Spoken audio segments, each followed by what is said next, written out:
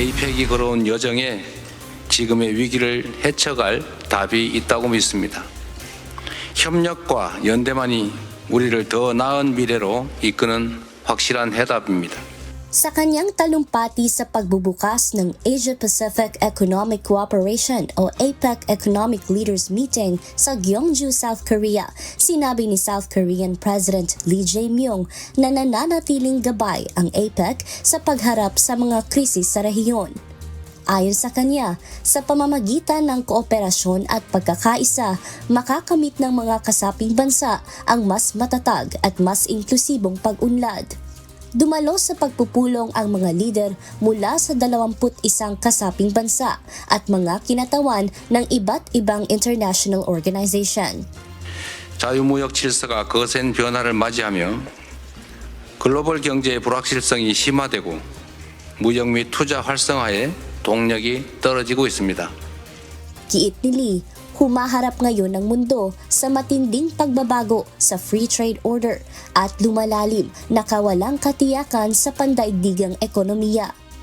Bunsod nito, humihina na ang puwersa ng kalakalan at pamumuhunan na dati ay nagsusulong ng paglago sa rehiyon. Batay sa APEC Regional Trends Analysis, inaasahang aabot sa 3.1% ang paglago ng ekonomiya sa 2025.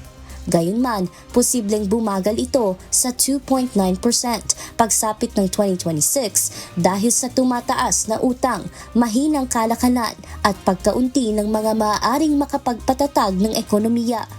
인공지능으로 대표되는 기술혁명은 우리에게 전례 없는 위기이자 동시에 전례 없는 가능성을 선사합니다.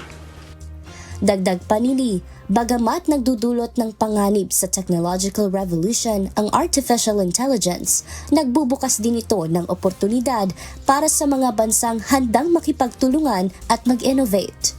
Sa harap ng mabilis na pagbabago ng ekonomiya at teknolohiya, nanindigan si President Lee na dapat manatiling matatag ang APEC bilang haligi ng kooperasyon, pagkakaisa at sabayang pag-unlad tungo sa mas maunlad at matatag na Asia-Pacific region. Marvy Delfin, UNTV News and Rescue. Diyos ang aming sandigan, serbisyo publiko ang aming pinahahalagahan.